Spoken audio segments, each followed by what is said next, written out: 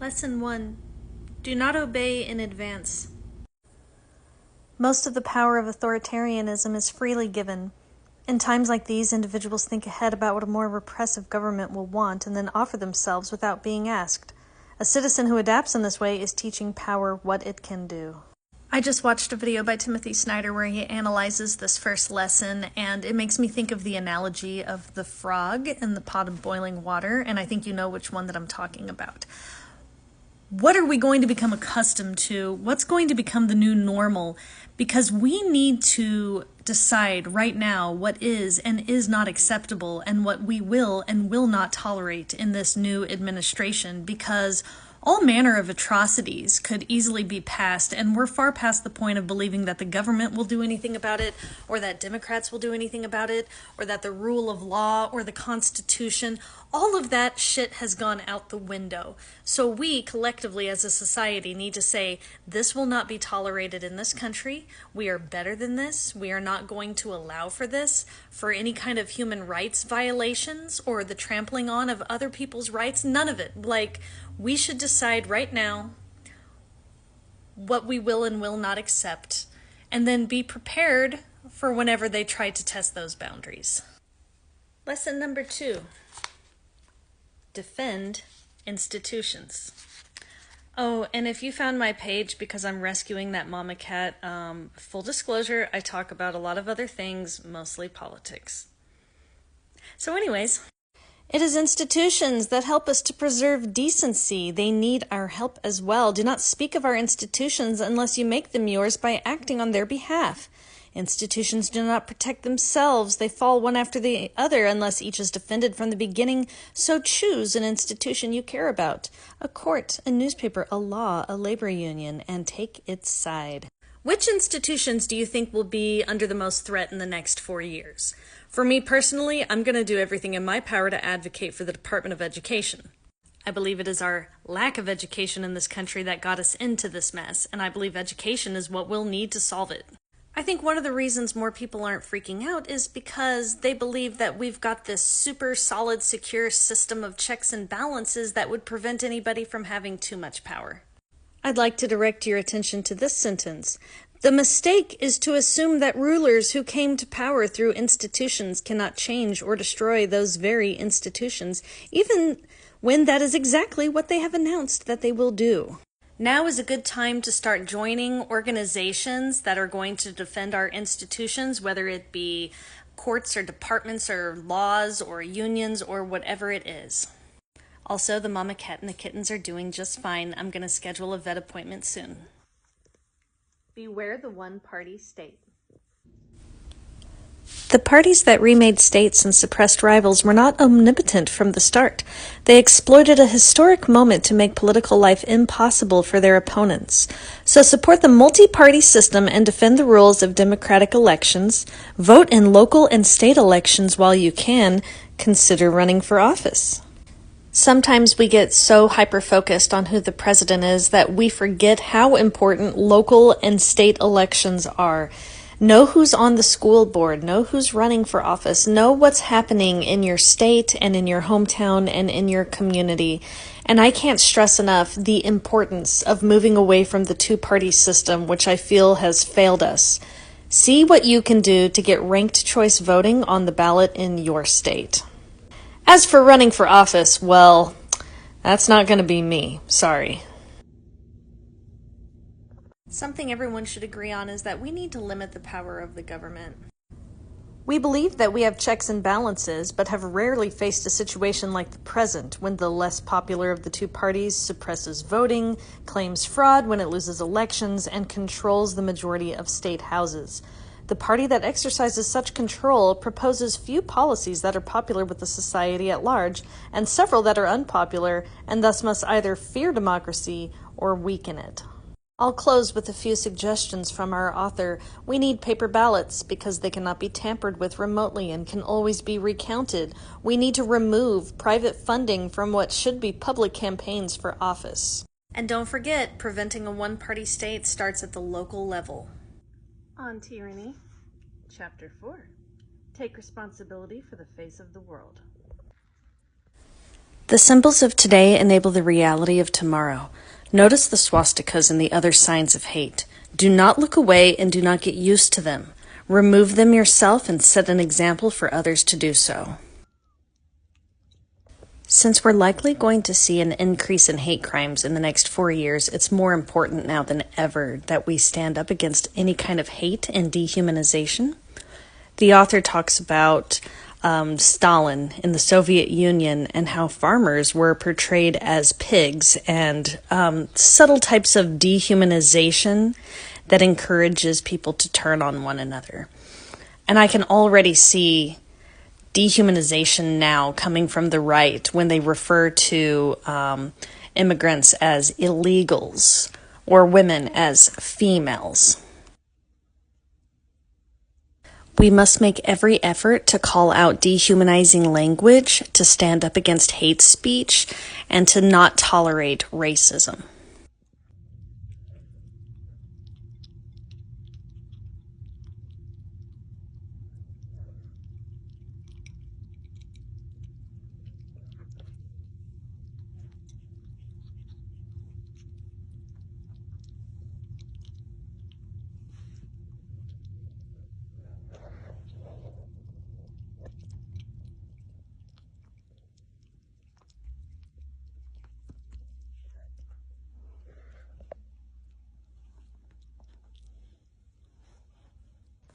Lesson number 6.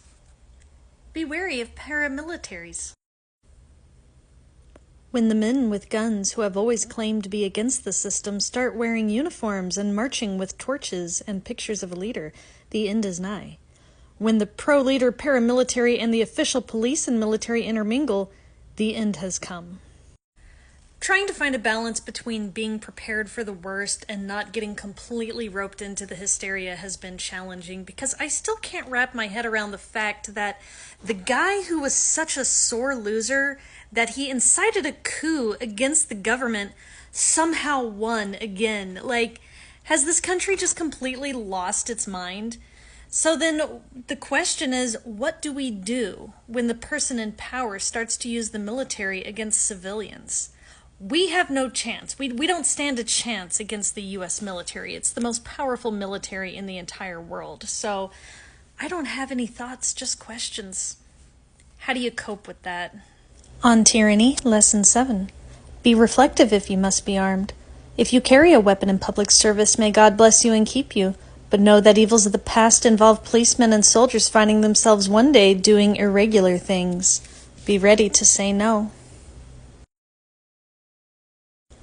Authoritarian regimes usually include a special riot police force whose task is to disperse citizens who seek to protest, and a secret state police force whose assignments include the murder of dissenters or others designated as enemies.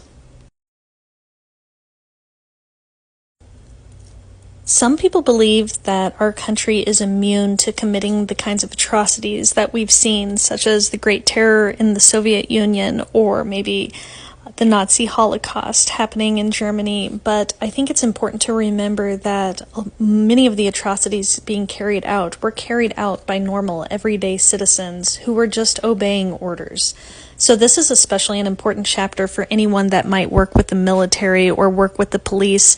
You need to decide for yourselves at what point do you decide to not obey orders? At what point do you say, this is not what I signed up for, this is not what we're supposed to do? At what point do you stand up and say, this is wrong?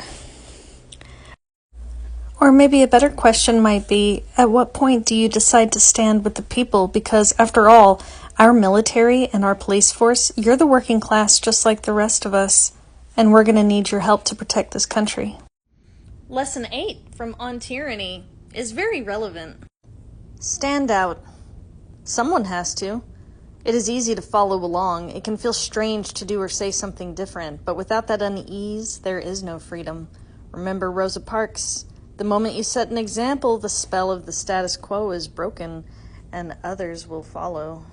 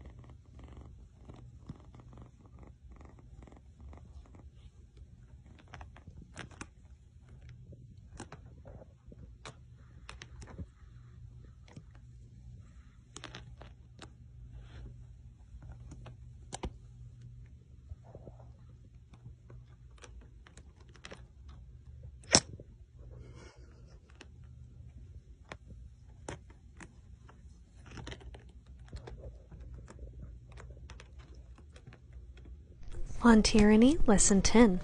Believe in truth. To abandon facts is to abandon freedom. If nothing is true, then no one can criticize power, because there is no basis upon which to do so. If nothing is true, then all is spectacle. The biggest wallet pays for the most blinding lights.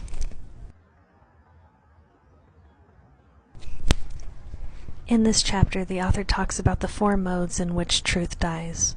The first mode is the open hostility to verifiable reality, which takes the form of presenting inventions and lies as if they were facts.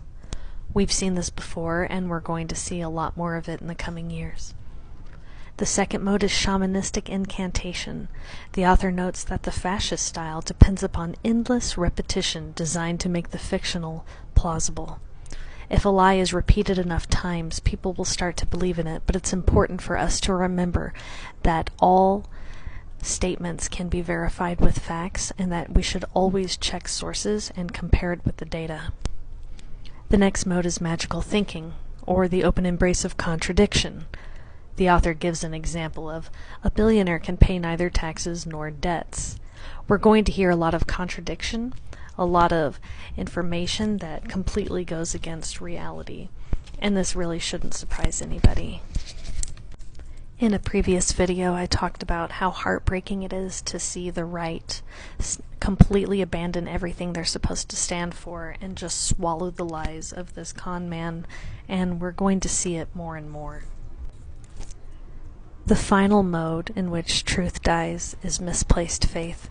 It involves the sort of self-deifying claims the president made when he said, "I alone can solve it," or "I am your retribution." When faith descends from heaven to earth in this way, no room remains for the small truths of our individual discernment and experience. Idolizing politicians has never been good at any point in history, and it's important for everyone to remember that no one person is going to solve this country's problems. And a final note from the author: post-truth is pre-fascism. On Tyranny, Lesson 11. Figure things out for yourself. Spend more time with long articles. Subsidize investigative journalism by subscribing to print media. Realize that some of what is on the internet is there to harm you. Learn about sites that investigate propaganda campaigns, some of which come from abroad.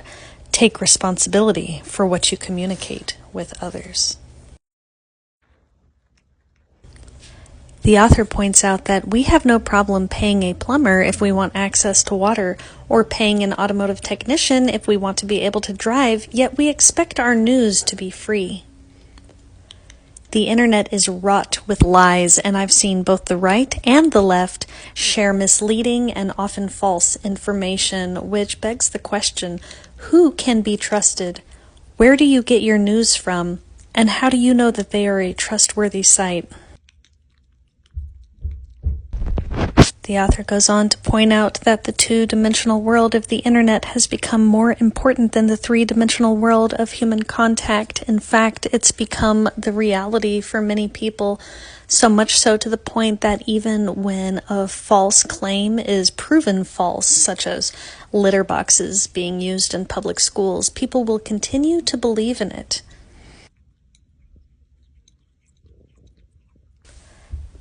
And if facts don't change people's minds, how do you combat the disinformation that is so incredibly harmful and leads to people making terrible decisions? The author closes the chapter by stressing the importance of verifying all information and checking the sources before it is shared so that everybody does their due diligence not to continue the spread of disinformation. But the question remains, if facts don't change people's minds, how do we stop the spread of disinformation?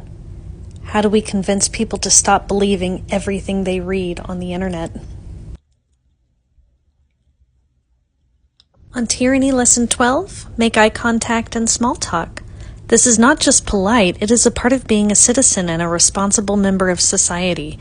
It is also a way to stay in touch with your surroundings, break down social barriers, and understand whom you should and should not trust. If we enter a culture of denunciation, you will want to know the psychological landscape of your daily life. This chapter really resonated with me, particularly because the author discusses how it puts people at ease to see people behaving normally, smile at your neighbor, talk to somebody, nod, be friendly. And I think if we ever want to achieve class solidarity and class consciousness, we're going to need to make more of an effort to do that. We are so divided as a country, and this is completely by design, and it doesn't have to be this way. And while I won't judge anyone who's simply not willing to bridge the gap with people who are actively voting for those who take away their rights, I just want everyone to remember that there is only one enemy, and that enemy is the ruling class. I'll close with the author's last paragraph. In the most dangerous of times, those who escape and survive generally know people whom they can trust. Having old friends is the politics of last resort, and making new ones is the first step toward change. On Tyranny, Lesson 13. Practice corporeal politics. Power wants your body softening in your chair and your emotions dissipating on the screen. Get outside. Put your body in unfamiliar places with unfamiliar people. Make new friends and march with them. I just love this word, corporeal. I had to look up the pronunciation because it's not a word that I actually see that often, but it means relating to the body. In other words, we need to get outside. We need to actually talk to people. We need to meet with people. We need to be politically active if we expect any kind of resistance at all. And I think this is a pretty appropriate message given that the Tik Tok ban is on the horizon. I sure hope I can finish this book series before then. I'd like to read this paragraph from the chapter. For resistance to succeed, two boundaries must be crossed. First, ideas about change must engage people of various backgrounds who do not agree about everything. Second, people must find themselves in places that are not their homes, among groups who were not previously their friends. Protests can be organized through social media, but nothing is real that does not end on the streets. If tyrants feel no consequences for their actions in the three-dimensional world, nothing will change. On Tyranny, Lesson 14, establish a private life. Nastier rulers will use what they know about you to push you around. Scrub your computer of malware on a regular basis. Remember that email is skywriting. Consider using alternative forms of the internet or simply using it less. Have personal exchanges in person. For the same reason, resolve any legal trouble. Tyrants seek the hook on which to hang you. Try not to have hooks. This is a strong reminder to everybody that anything you put on the internet or anything you search for or anything that you click on can be used against you. It's not a bad idea to go through and see if you have any incriminating videos, if you've posted anything or made any kind of a comment that could be used against you in some way should shit hit the fan. But the author notes that it's more than just personal protection.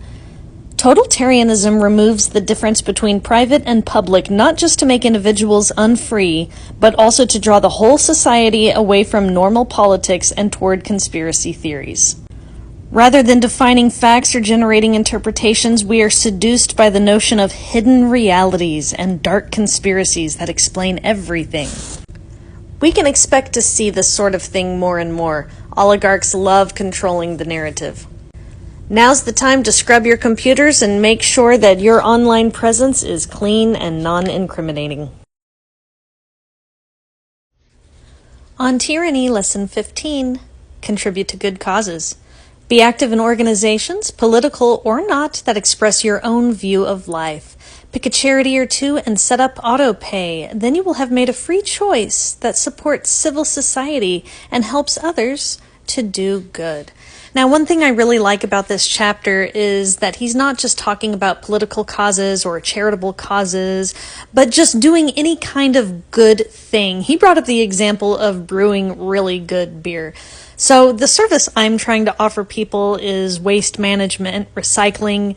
I personally feel like the biggest threat to all of us on the planet is climate change. I know politics takes center stage, but I want that to be my contribution to the world, is finding ways to not have to rely on the government so much, being able to manage your own waste. I'm going to cancel my trash service, for example. I want to promote green living. And when it comes to charitable causes, the only other thing I would note is that it's a good idea to research them first, make sure you're not getting swindled, and I would love it if you shared your favorite charitable cause in the comments section so that I can get a little more information before this app disappears. Thanks, everybody. Do good in the world. On Tyranny, Lesson 16. Learn from peers in other countries. Keep up your friendships abroad or make new friends in other countries. The present difficulties in the United States are an element of a larger trend, and no country is going to find a solution by itself. Make sure you and your family have passports. Now, this chapter resonated with me a lot because I lived overseas. I spent 3 years teaching in Saudi Arabia, and it was one of the most incredible experiences of my life, and it was the first time I really got to interact with people from other countries. It was also the first time I realized that the world does not revolve around the United States and that not everyone envies us and wants to be like us. Truth be told, we are kind of a laughingstock, especially with Trump as president. Like, we're being laughed at, you guys. Let's just be honest. But something else that I learned from every country I've been to, and I've been to 30 countries now, every single country does something better, and every single country has things that I feel like could be improved upon. So if a person has not yet realized that America is not number one, and we definitely don't do things the best way, well, I can usually tell where they fall politically. But seriously though, if you've got a job that allows you to work overseas, I can't recommend it enough. I loved my time in the Middle East. I'm going to China in the spring. I've already been there, so I'm going to be working there for a couple of months. It's incredible.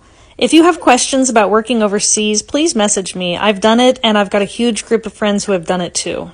But most importantly, what I got out of this chapter is that we are isolated from the rest of the world. We need to get out and actually talk to people and interact with them. So maybe I'll see you all on Red Note.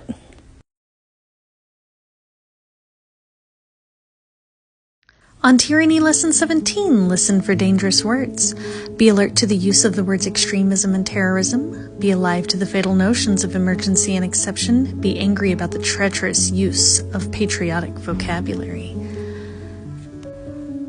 In this chapter, the author talks about how people will be so willingly to sacrifice their freedoms if they think it means more safety, and I personally believe both sides are very susceptible to this. We need to scrutinize anything that the government says, so if they call something extremism, we need to examine if it is in fact extremism. If they call something terrorism, is it actually terrorism? Perhaps we should review the actual definition of these two words. The government is very good about using certain vocabulary words to fit certain agendas. We should be privy to the language that they're using at all times. Another point the author brings up in this chapter is the concept of being the exception. These are exceptionary circumstances. We have to do things differently because it's the exception. Under what circumstance, under what exception should we be sacrificing our own freedoms? Every American citizen, regardless of where they fall on the political spectrum, should be asking themselves that question. On Tyranny, Lesson 18, be calm when the unthinkable arrives. Modern tyranny is terror management. When the terrorist attack comes, remember that authoritarians exploit such events in order to consolidate power. The sudden disaster that requires the end of checks and balances, the dissolution of opposition parties, the suspension of freedom of expression, the right to a fair trial, and so on, is the oldest trick in the Hitlerian book. Do not fall for it. I find this chapter to be especially alarming because we've already seen some examples of this happening. Do I really need to go into detail about them? I'm not going to. I'm just trying to finish this book before the Tik Tok ban. And I'm not the kind of person to go down conspiracy theory rabbit holes, but anytime I see an act of terrorism, and I put that in quotes, I can't help but question it. Who did it? Who's behind it?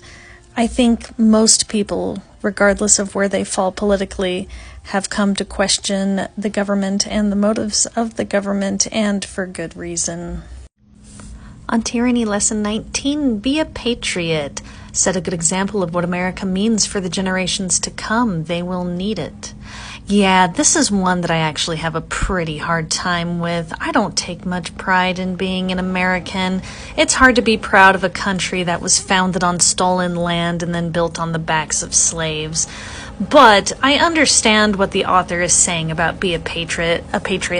We should be modeling what a good American should look like, and we should be evolving as a country, moving away from our very shameful roots and into something better, something that is welcoming of all people, a country that actually stands for freedom. And I just really feel like we're heading out of that direction. Now, I'm glad the app is back up because I was so close to finishing this series and I was sad that it got banned before I could do these last 2 chapters. But I would love to hear your thoughts on what it means to be a patriot, because it sure is hard to be proud of America right now. All I really feel is shame and embarrassment, but I try to remember that I am an individual. Before my nationality, I am just the person that I am, and I can do what I can in my own community to make this a better place and model what it means to be a good person or a good American. So feel free to share your thoughts, and I'm looking forward to posting the last chapter of On Tyranny. On Tyranny, Chapter 20, be as courageous as you can. If none of us is prepared to die for freedom, then all of us will die under tyranny. This is a very ominous final chapter to this book. I highly recommend you buy the book. It goes into a lot more detail than I did, but I feel this tension among everyone that I talk to, and I don't know anyone that feels excited or confident about not only the direction that our country is heading in, but the entire world. It feels like we're on the brink of some kind of a disaster, whether it's a war or if it's climate related. And while I try to stay positive and hopeful and just help those that I can't help but wonder to what extent we're going to have to go to protect our freedoms. So I'll just wrap up with a final question. What are you willing to die for? Your family? This country? For freedom, for a good cause? It's something we should all think about, but in the meantime, stay safe, protect your loved ones, let's build community and all rely on one another.